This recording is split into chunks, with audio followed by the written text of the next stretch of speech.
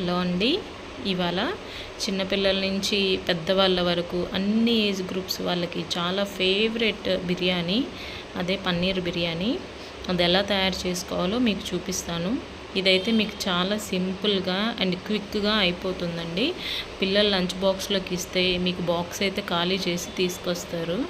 And పెద్దవాళ్ళకు కూడా చాలా ఇష్టంగా తింటారండి. ఈ పన్నీర్ బిర్యానీ చాలా సింపుల్గా ఎలా తయారు చేసుకోవాలో చూపిస్తాను. ఫస్ట్ కావాల్సిన ఐటమ్స్ ఏంటంటే రైస్ అండి. రైస్ అండ్ పన్నీర్ మీ ఇష్టం, ఎక్కువ కావాలంటే ఎక్కువ వేసుకోవచ్చు, తక్కువ కావాలంటే తక్కువ వేసుకోవచ్చు. అల్లం వెల్లుల్లి పేస్ట్, గరం మసాలా, బిర్యానీ మసాలా, ఆనియన్స్, పెద్ద క్యాప్సికమ్, టొమాటో అండ్ నెయ్యి అండి. నిమ్మ చెక్క, అదే నిమ్మకాయ కట్ చేస్తే ఒక హాఫ్ చెక్క తీసుకోవచ్చు. 3 to 4 పచ్చిమిరపకాయలు. రైస్ ఇలా ఫస్ట్ 3 times కడిగి పక్కన నానబెట్టుకోండి. నేనైతే basmati rice and normal rice mix చేసి ఈక్వల్ క్వాంటిటీస్ కింద తీసుకున్నాను. నెక్స్ట్ ఇది పన్నీర్ బిర్యానీకి మనకి క్యాప్సికమ్ అనేది చిన్న చిన్న పీసెస్గా వద్దు, ఇలా పెద్ద పెద్ద పీసెస్ కింద కట్ చేసుకోండి. ఇవి వచ్చేసరికి పచ్చిమిరపకాయలు అండి. పచ్చిమిరపకాయలు ఇలా స్లైసెస్ కింద నిలువుగా చీల్చాలండి. నిలువుగా చీల్చి కట్ చేసి పెట్టుకోవాలి. టొమాటోలు కూడా ఇలా స్లైసెస్ కింద చాలా ఫైన్గా ఉండేలా కట్ చేసుకోండి. ఆనియన్స్ కూడా నిలువుగానే కట్ చేయాలి, చిన్న చిన్న పీసెస్ కట్ చేయొద్దు. అంటే బిర్యానీకి ఆల్మోస్ట్ ఇలా స్లైసెస్ కింద కట్ చేసుకుంటేనే బాగుంటుందండి అండ్ మంచి టేస్ట్ కూడా ఉంటుంది. చిన్నవి కింద కట్ చేసుకుంటే మొత్తం స్మాష్ అయిపోతుంది. సో ఆనియన్స్ ఇలా నిలువుగా కట్ చేసుకున్నా చూడండి, చాలా ఫైన్గా. టొమాటోస్ కూడా చూడండి సేమ్ ఆనియన్స్ లానే. క్యాప్సికమ్ ఈ సైజు సరిపోతుంది. ఇంకా తయారీ పద్ధతి అండి. ఫస్ట్ ప్యాన్ పెట్టి దాని మీద ఆయిల్ వేయండి. దానిలో ఆయిల్ వేయండి. ఆయిల్ అండ్ నెయ్యి కొంచెం వేస్తున్నాను. కావాల్సిన వాళ్ళు కంప్లీట్ ఆయిల్తో చేసుకోవచ్చు, లేకపోతే కంప్లీట్ నెయ్యితో చేసుకోవచ్చు. నేనైతే ఈక్వల్ క్వాంటిటీస్ 2 తీసుకుంటాను. కొంచెం మరిగించండి. మరిగిన తర్వాత బిర్యానీ ఐటమ్స్ తెలుసు కదండి, అవన్నీ స్లోగా 1 by 1 ఆయిల్ హీట్ ఎక్కిన తర్వాత యాడ్ చేసుకోండి.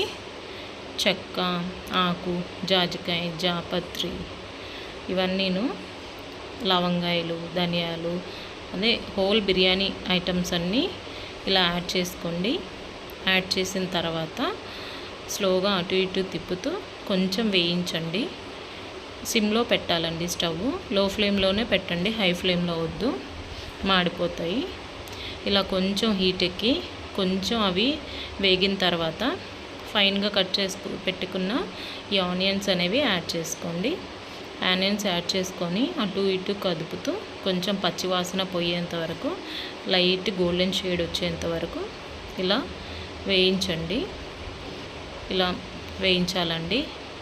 లైట్ గోల్డెన్ షేడ్ వచ్చిన తర్వాత కట్ చేసి పెట్టుకున్నాం కదండి పచ్చిమిరపకాయలు, ఈ పచ్చిమిరపకాయలు అందులో వేయాలి. వేసి అటు ఇటు కదుపుతూ ఇలా చక్కగా లో ఫ్లేమ్లో పెట్టి వేయించుకోండి. లో ఫ్లేమ్లో పెట్టి వేయించుకున్న తర్వాత క్యాప్సికమ్ ఉన్నాయి కదండి, అవి కూడా యాడ్ చేసుకోవాలి. ఈ క్యాప్సికమ్ కూడా కలిసేలాగా లైట్గా హీట్ అయ్యేదాకా కదుపుతూ వేయించండి. చాలా సింపుల్ అండ్ ఈజీ ప్రాసెస్ అండి. అండ్ వేగిన తర్వాత అల్లం వెల్లుల్లి పేస్ట్ వేసుకోండి.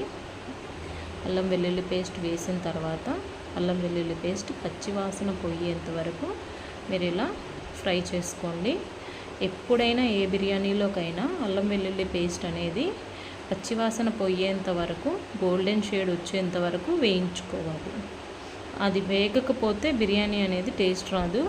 ఆ పచ్చివాసన అనేది వస్తూ ఉంటుంది, బిర్యానీ ఫ్లేవర్ అనేది మనకి ఉండదండి. సో ఇలా తిప్పుతూ గోల్డెన్ షేడ్ వచ్చేంత వరకు కదుపుతూ వేయించుకోండి. ఇలా వేగిన తర్వాత టమాటో పీసెస్ కట్ చేసుకున్నాం కదా మనం, అవి కూడా యాడ్ చేసుకోండి. యాడ్ చేసుకొని వాటిని కూడా ఇలా కదుపుతూ లో ఫ్లేమ్లోనే చక్కగా అన్నీ వేయించుకోండి. కంప్లీట్గా వేయించొద్దు, హాఫ్ బాయిల్ అయితే సరిపోతుంది మీకు. ఇలా వేగిన తర్వాత కర్డ్ వేయాలండి.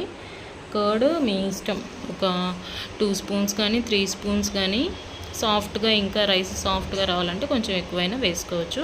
నేనైతే ఇక్కడ 3 స్పూన్స్ యాడ్ చేశాను ఇది.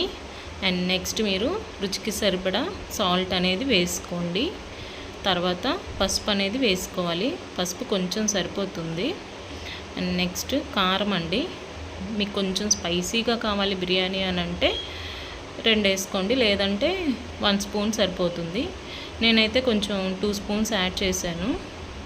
వేసిన తర్వాత మొత్తం కలిసేలాగా లో ఫ్లేమ్లోనే చేయాలండి. ఈ ఫ్రై అంతా కూడా లో ఫ్లేమ్లో పెట్టి ఇలా స్లోగా తిప్పుతూ చక్కగా ఫ్రై చేయాలి. అదంతా వేగిపోయి ఆయిల్ అనేది పైకి వచ్చిన తర్వాత పన్నీర్ పీసెస్ ఇలా ఈక్వల్గా పీసెస్ కింద కట్ చేసుకోవాలి. ఈ కట్ చేసుకున్న పన్నీర్ ముక్కలన్నీ ప్యాన్లోకి యాడ్ చేసుకోవాలండి. చూడండి నేను ఏ సైజు కట్ చేశాను ఆ సైజ్ అయితే సరిపోతుంది మీకు బిర్యానీకి. ఇలా వేసిన తర్వాత మొత్తం కలుపుతూ చక్కగా ఒక 2 to 5 మినిట్స్ ఇలా వేయించాలండి. ఇలా అన్నీ ఈక్వల్గా వేగడం వల్ల మీకు చాలా టేస్ట్ అనేది బాగుంటుంది. నెక్స్ట్ ధనియాల పొడి యాడ్ చేయండి. తర్వాత గరం మసాలా అండి యాడ్ చేసి కొంచెం మొత్తం కలిసేలాగా తిప్పాలి. తర్వాత కడిగి పెట్టుకున్న రైస్ ఉంది కదండి, ఆ రైస్ కూడా వేసేసేయండి. అందులో వేసి రైస్ కూడా వేసిన తర్వాత అంతా కలిసేలాగా ఇలా స్లోగా తిప్పుతూ ఒక 2 మినిట్స్ ఫ్రై చేయాలి. ఇలా చేయడం వల్ల బిర్యానీ టేస్ట్ అనేది చక్కగా వస్తుంది.